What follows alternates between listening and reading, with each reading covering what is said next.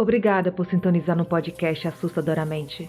O caminho para o terror começa aqui, e não há como voltar atrás.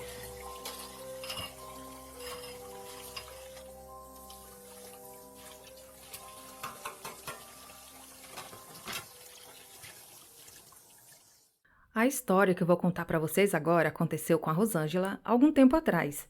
A Rosângela, ela estava em busca de uma casa para alugar que ficasse próxima do seu trabalho. Aí, depois de muito procurar, ela encontrou uma casa razoável que cabia em seu orçamento. Ela foi até o local, olhou, gostou, né, porque era grande e ela tinha uma filha de 10 meses. Aí ela gostou muito e se mudou para lá. Ela é mãe solo, então era apenas as duas. E ela trabalhava muito, em 2 empregos, para poder pagar tudo, né? E no início, os dias transcorreram normalmente. Porém, com o passar dos dias, coisas estranhas começaram a acontecer. Primeiro, ela não conseguia mais dormir. Ela ouvia muitos barulhos. Barulhos de porta se abrindo. Teve um dia que ela jurou ter ouvido a porta do quarto da filha se abrindo. E ela pôde ouvir um choro. E quando chegou lá para ver o que estava acontecendo, a bebê estava dormindo tranquilamente. Outra vez, ela estava no quarto e ela ouviu um estrondo. Parecia que algo do armário lá da cozinha havia caído. Ela correu para ver o que era. Mais uma vez, não era nada. E as coisas foram só piorando no decorrer dos dias. Estava cada vez mais difícil viver ali. Ela não conseguia dormir. Tinha os barulhos, alguns brinquedos se moviam. Ela disse que até ratos apareciam na casa. Aí vocês se perguntam, mas por que não se mudava da casa? Gente, não é fácil. Ela trabalhava sozinha, tinha uma filha para cuidar e tinha um contrato de locação. E vocês devem saber, se você descumprir esse contrato, tem multa prevista. Então não é fácil você mudar de casa. Fora os custos com a mudança, né? Desmontar móveis, essas coisas. Aí numa época, próxima ao carnaval, ela teve a ideia de colocar um espelho na porta do guarda-roupas. A cama dela estava encostada na parede da janela. Então, se aparecesse alguém pela janela, ela estando de costas para a janela, ela poderia ver pelo espelho. Aí, certo dia, ela estava deitada na cama, assistindo TV, e quando deu uma claridade na TV, ela viu um homem negro, barbudo, olhando para ela.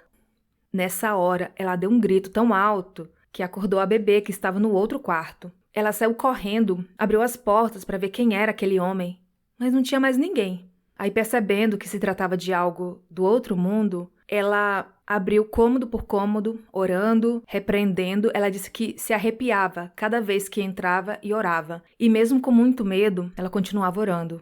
Depois desse episódio, a filha dela adoeceu muito. Ela disse que quase perdeu a filha. E os eventos sobrenaturais pioraram muito. Ela começou a ver muito mais coisas. Ela via pessoas andando no quintal, fazendo tipo uma roda. Ela procurou o proprietário para conversar e ele só ouviu, não falou nada. A filha dela apresentava marcas no corpo, chorava muito e era um choro de medo, porque mãe conhece o choro do filho. Aí, em certo dia, a filha do proprietário foi na casa. Ela contou que anos antes, a pessoa que alugou o imóvel, ele mexia com coisas ruins. E aquele homem negro, barbudo, que ela viu, era o dono do lugar, né? Era tipo o chefe do lugar. E ele faleceu ali.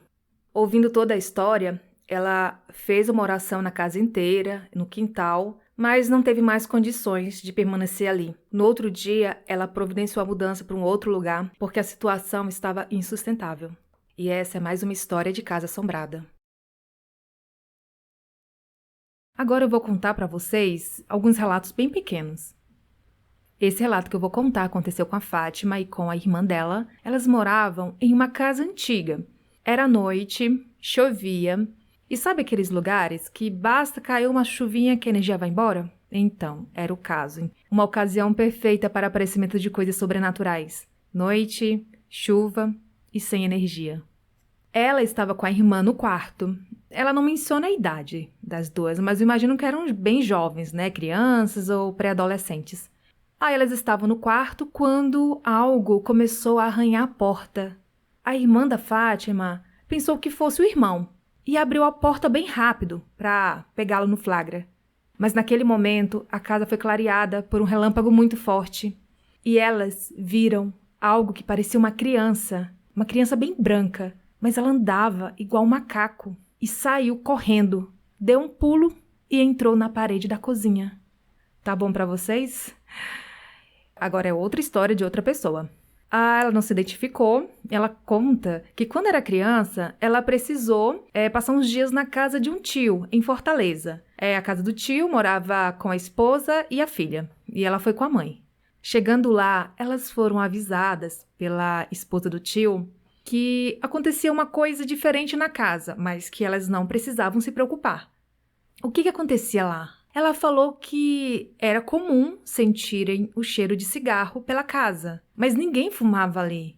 Na verdade, esse cheiro era do espírito da falecida mãe dela, que era fumante e costumava vagar na casa. Já pensou? O que vocês fariam nessa situação? Eu procurava um hotel. Pois bem, avisadas elas estavam, né? Mas elas permaneceram lá. E em certa madrugada, deram um chute na porta do quarto onde elas estavam. E a porta se abriu, mas aparentemente não tinha ninguém, não era nada. Para completar, não bastasse o espírito da falecida mulher fumante, a casa ficava em frente a um antigo hospital, que já estava até fechado, e também próximo a um cemitério. E é isso, gente. Já pensou? Que casa maravilhosa, né? Continuando com os micro-relatos. Esse foi enviado pelo Alexandre e aconteceu por volta do ano de 2015. Ele estava dormindo na casa dos pais e ele conta que sempre que dormia lá, ele tinha pesadelos. E em certa noite, ele acordou de madrugada, estava fazendo calor, pois o ventilador do quarto havia estragado e o quarto ficava no andar de cima. Aí ele decidiu descer as escadas para dormir lá embaixo, na sala. Chegando na sala, aí ele ficou sem sono, ligou o ventilador de parede e ficou deitado, olhando para a porta que dá acesso até a cozinha, esperando o sono chegar. Essa porta era de vidro, com película, mas dava para ver o outro lado. Aí ele estava distraído, olhando para lá, quando avistou uma pessoa andando na cozinha. Foi bem rápido, mas ele percebeu que se tratava de um menino com roupas brancas. A princípio, ele pensou que fosse o sobrinho que estivesse dormindo na casa dos pais.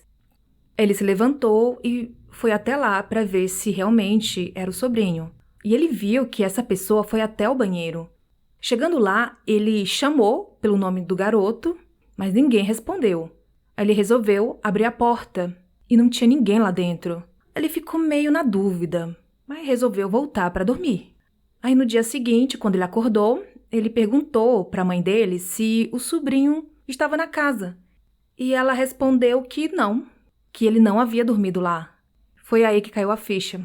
E se não era o sobrinho dele, a única alternativa que sobra é o quê, gente? Um espírito. E ele finaliza falando que nunca esqueceu desse episódio e que ele espera nunca mais ter uma experiência parecida. Agora a história da Andrea. Era aniversário dela, ela resolveu reunir a família e uns amigos próximos para comemorar a data. Aí tudo estava correndo bem, todos se divertindo, comendo, bebendo. Até que em certo momento, uma de suas amigas comentou para todo mundo que tinha um senhor entre eles. Todo mundo se olhou, estranhou, e como já era tarde, a Andrea comentou com a mãe dela que, como tinha bebido, poderia ser que a amiga já estava meio altinha, e não deram muita atenção para a moça. E a amiga continuou falando que estava vendo um senhor ali, e que agora ele estava indo embora, acenando, dando adeus. Depois desse episódio, a amiga foi embora. Aí lá para as 5 horas da manhã, a festa já estava acabando. De repente, o telefone tocou. Aí a Andrea atendeu e do outro lado da linha, quem estava falando era a tia dela, irmã da mãe. Ela disse que tinha uma notícia muito triste para dar. O pai dela, no caso o avô materno da Andrea, havia falecido. Tinha sofrido um infarto. Daí, depois de receber essa notícia, ela teve que repassar para a mãe. E foi uma notícia bem repentina, não era uma morte esperada, não tinha uma doença, foi de repente. Depois disso, elas lembraram da história da amiga, da visão que ela teve de um senhor acenando. Aí elas ficaram com essa ideia, sabe? Será que esse senhor, de repente, se tratava do avô? E foi lá para se despedir, e a amiga, por ter uma sensibilidade mais aflorada. Aí, nesse caso, eu mostraria. Você não mostrou uma foto do seu avô para ela confirmar se realmente se trata da mesma pessoa? Né, eu não sei se você fez isso ou prefere nem tocar nesse assunto, né? Que como é um assunto delicado, de família, talvez você tenha preferido manter essa história mais reservada entre a família, né? O capelobo. No norte e nordeste do nosso país, onde se concentram mais tribos indígenas, corre uma lenda sobre uma criatura chamada capelobo. Enquanto algumas pessoas tomam isso como sendo apenas folclore, há lugares em que essa criatura é temida e as pessoas juram já tê-la visto. Lembro que quando eu era pequeno, os mais velhos contavam histórias sobre o capelobo. Cada pessoa falava de um modo, mas se referiam à mesma figura. Na época eu ficava com medo, ainda mais que eu tinha um certo receio dos índios que moravam em uma aldeia próxima. Aqui no norte do país, nordeste, como Maranhão, Pará, Amazonas, é comum ter essas lendas sobre entidades do tipo, e com o tempo você acaba nem dando muita bola e tomando elas como sendo apenas lendas. Segundo as histórias que eu ouvia, todo capelobo é originado de um índio ou índia que fica muito velho e não chega a morrer. Afirma-se que a aldeia toma conta desses índios velhos e os prendem em cercados de madeira quando estão com unhas, cabelos e dentes enormes. Dizem que o índio, que fica preso nesta espécie de chiqueiro, é alimentado com carne crua, pois se ficar solto, rasga e come as crianças da tribo. Quanto à sua aparência, o capelobo é uma espécie de quimera, com corpo humano e cabeça com formato que se assemelha a um tamanduá ou a uma anta. Bem, não preciso nem dizer que com o tempo você cresce e deixa de acreditar nessas baboseiras, pois me parece humanamente impossível uma pessoa se tornar tal coisa absurda. De qualquer forma, as pessoas mais antigas daquele vilarejo ainda temem essa criatura bizarra do nosso folclore, diferentemente da minha geração, que já não liga muito para essas coisas. Pouco a pouco, o desenvolvimento começou a chegar no local, e isso foi afastando um pouco as pessoas dessas raízes folclóricas. Os índios, por exemplo, ao contrário do que muitos acreditam no resto do país, andavam pelas estradas com bermuda e relógio de pulso. Pois é, os tempos estão mudando. Talvez por isso seja um pouco difícil acreditar em certas histórias sobrenaturais. A única coisa que sempre acreditei e tive medo foi de fantasmas, pois isso parecia-me bem mais fácil de acontecer algum dia comigo. Todo mundo conhece alguém que teve alguma experiência do tipo, e ainda mais lá onde há mata por todos os lados, rios, animais e sons estranhos rondando pela noite. Fica mais fácil para que nossa fértil imaginação voe rumo às histórias sombrias. Mas infelizmente comigo foi diferente. Eu não posso afirmar com toda certeza o que vi realmente. O meu senso racional até hoje procura buscar uma explicação razoável. Na época eu tinha 15 anos de idade, ainda morava no Maranhão. Eu era um moleque que corria descalço na lama da estrada, brincava no mato e trepava em árvores. Foi por volta de março, época de cheia no rio. Costumava aparecer muitos bichos perto das casas das pessoas. Cobras, antas e às vezes até uma onça ou outra. O povoado estava em alerta, temendo os animais selvagens. Lembro-me que minha mãe me proibiu de ficar embrenhando na mata. Foi naquela mesma época que começou uma certa histeria.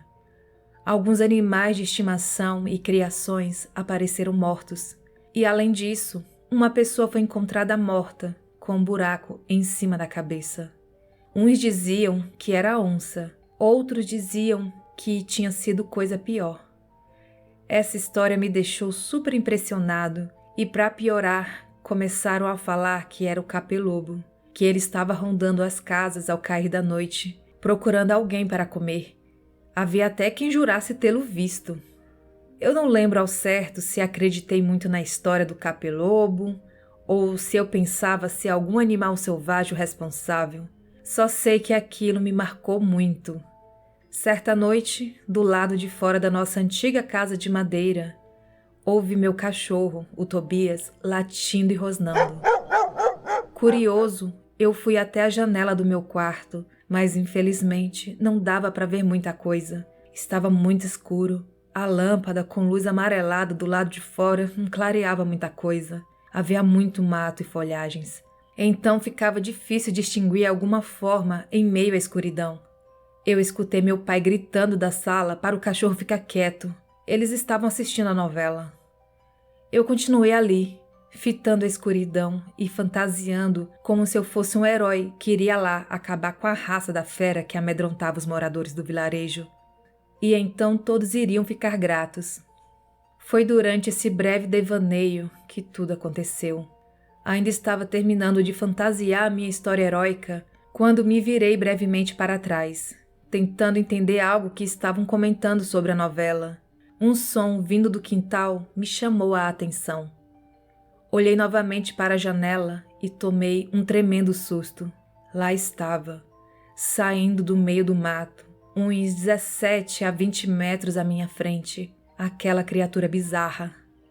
O medo foi tamanho que não consegui observar por muito tempo. Eu fechei a janela correndo, minhas pernas estavam bambas.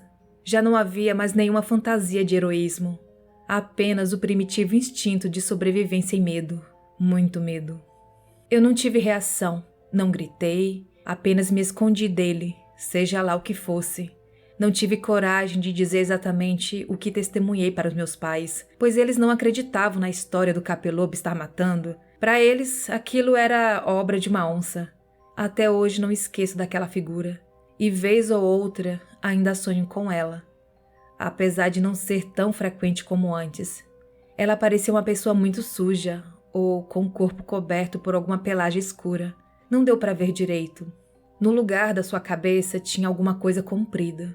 Não era exatamente como um tamanduá, como dizem, mas era algo muito estranho que se projetava para a frente. Lembrar-me dá calafrios. 2 semanas depois, minha família deixou tudo para trás e fomos com a cara e a coragem para São Paulo.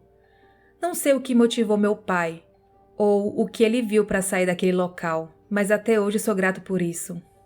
O meu cachorro, Tobias, infelizmente, depois daquela noite nunca mais foi visto. Era um vira-lata, um ótimo cão, e eu gostava muito dele. Atualmente trabalho em um grande jornal. Fiz faculdade e tudo devido a essa mudança. Talvez, se a gente tivesse continuado no Maranhão, naquele lugarejo, eu não teria tanta perspectiva de vida. Mas, independentemente de tudo, eu fico feliz de ter vindo para cá e nunca mais ter de ver algo como aquilo que presenciei naquela fatídica noite. De qualquer forma, aquilo me fez abrir a mente para temas sobrenaturais e para o folclore brasileiro, e assim devotar certo tempo da minha vida para ler blogs como este. Quantas histórias e lendas existem por aí? Quantas delas não devem ser verdade? E eu não duvido de mais nada. Este relato foi retirado do site zona33.com.br, publicado em novembro do ano de 2013.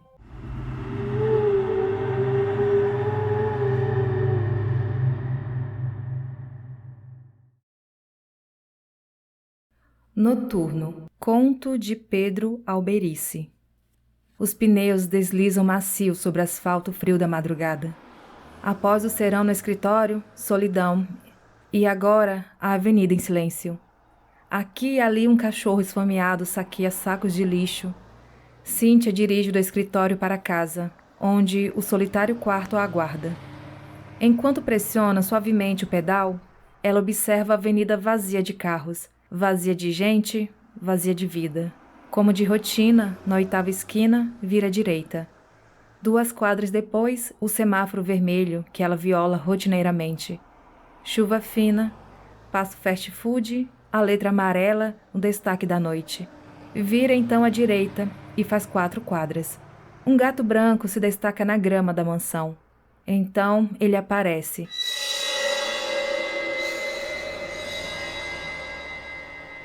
Carro anos 90, preto mas conservado, silencioso, seguindo-a na solidão da madrugada.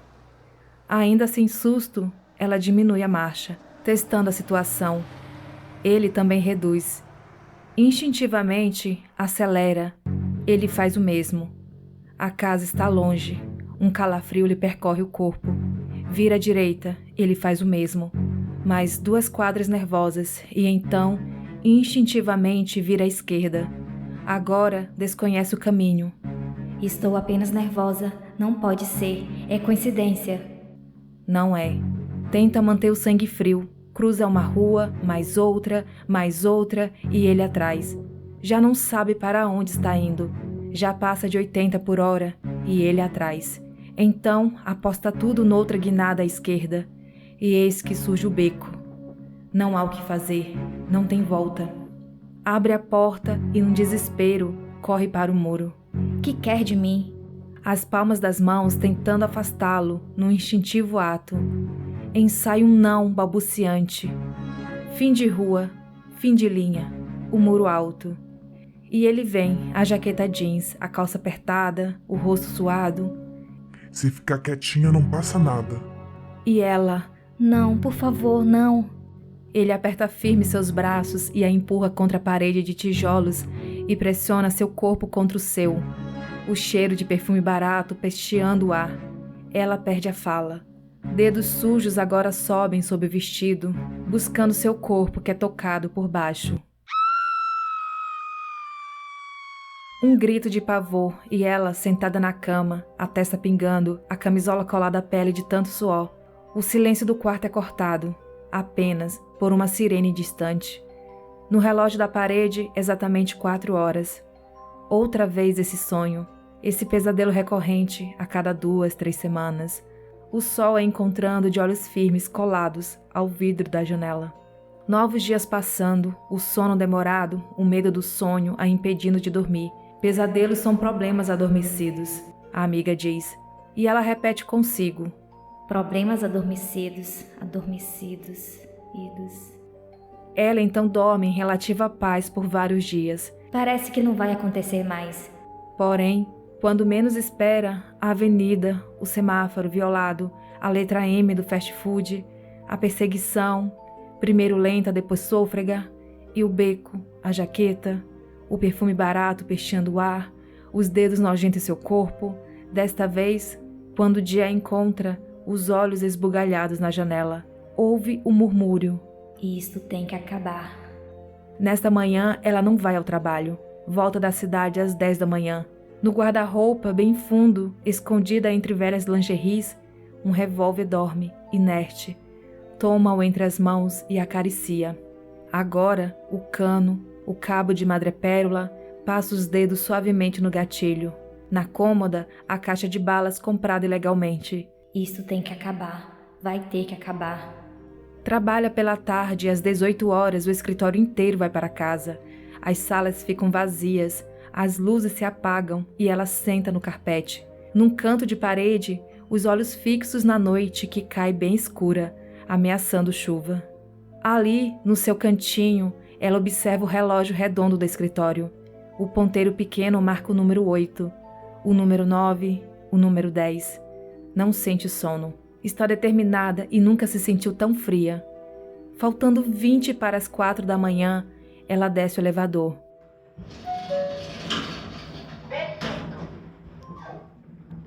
Na garagem do prédio, seu carro solitário à espera. Aciona o controle remoto e sai pela avenida silenciosa. A chuva fina. Apenas alguns cachorros saqueando uma ou outra lixeira.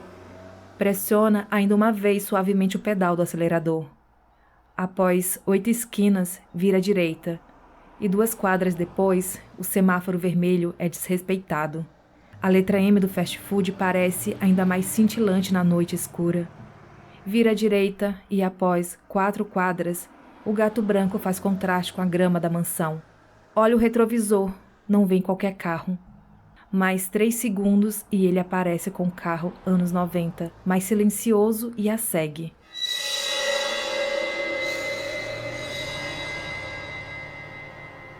Diminui a marcha, engole em seco. Ele reduz também. Em seguida, acelera.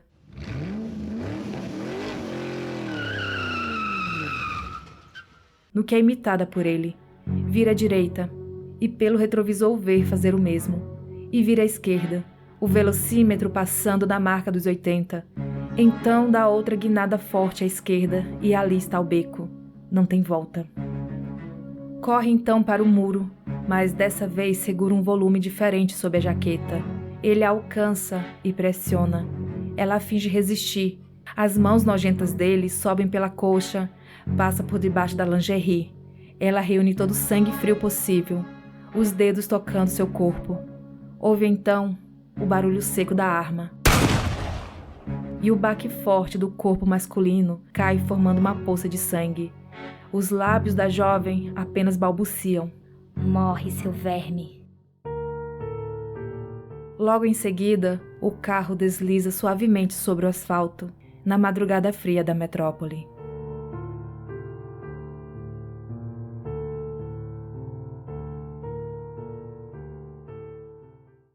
Gente, eu sei que esse podcast é de terror, sobrenatural, mas tem uma história que eu li hoje que me deu muito medo, que é um terror, é um tipo de terror, né? Não é sobrenatural, mas assim, algo que eu tenho muito medo. A história que eu li, eu não sei se foi no UOL, se foi no Globo.com, acho que foi no UOL.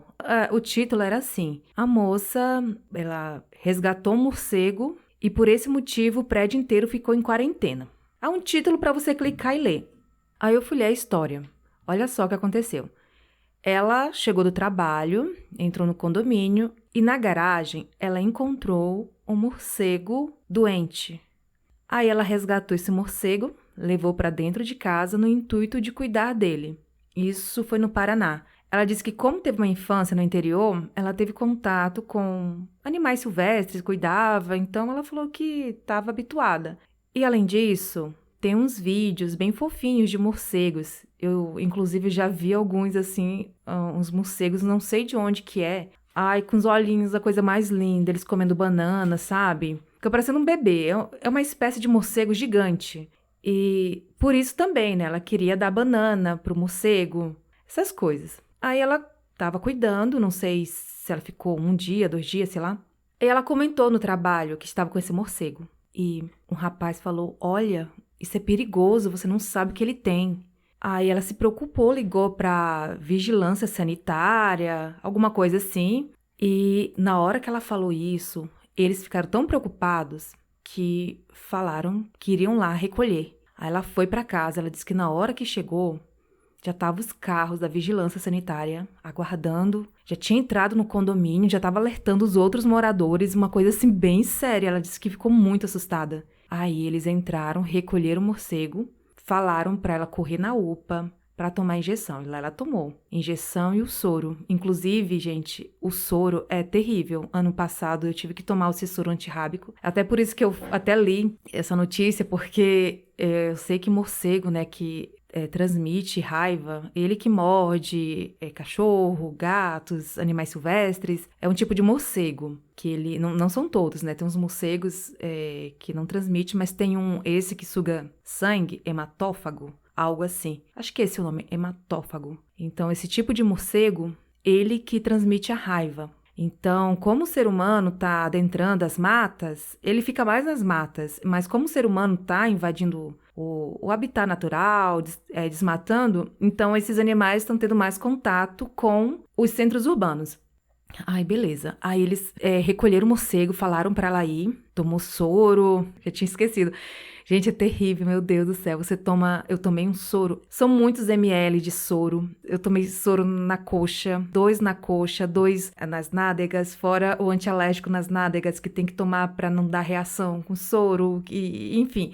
Gente, é uma coisa, fora as injeções antirrábicas que tem que tomar semanalmente. Nossa, terrível. Aí por isso que eu li essa notícia. Aí, gente, ela tomou o soro e tranquilo. Tava tranquilo, assim, tranquilo entre aspas, né? Ela disse que até então não fazia ideia disso. Ela leu a respeito e ela ficou muito preocupada que ela soube da gravidade, né, dessa doença. É uma doença que não tem cura. A prevenção é você ter contato, você já tomar o soro, as injeções, porque se vier um sintoma, você não tem mais cura, sabe? No mundo inteiro, acho que 3 pessoas se curaram, inclusive uma pessoa do Brasil. não sei se é Pernambuco, é um estado do Nordeste que fez um tratamento que consiste em deixar a pessoa em coma, porque a doença, ela afeta o cérebro. Então, quando dá os primeiros sintomas, então tem esse protocolo de tratamento, que é deixar a pessoa em coma, adormecer o cérebro para o vírus não reagir no cérebro e depois tirar a sedação. Mas mesmo assim, pouco exitoso esse tratamento, mas as pessoas que sobreviveram foi com esse protocolo. Aí, depois de uns dias, a moça ligou para ela, da vigilância, avisando. Diz que a voz da moça, da vigilância, estava muito preocupada. Falou assim, olha, você tinha que tomar a outra dose da vacina, porque o animal que estava na sua casa estava infectado com a raiva. Imagina, e ela cuidando desse morcego, dando comida pro morcego. Gente, eu prefiro 1000 vezes ver um fantasma. Cara, é porque é terrível. Lembrando, gente, que não são todos os morcegos, né? Mas fica o alerta aí pra vocês. Então, assim, é um terror. Eu fiquei, assim, chocada, sabe? Esses terrores da vida real, ultimamente, é o que tem me deixado bastante aterrorizada. Gente, e eu fui muito prolixa nisso aqui, né? Tentei resumir esse meu medo. Obrigada por assinar o Assustadoramente. Você tem alguma história sobrenatural para contar? Então envie seu relato para o e-mail assustadoramente@outlook.com ou envie através de áudio pelo Telegram. Siga as redes sociais do podcast. Os links estão na descrição do episódio. Até a próxima quarta!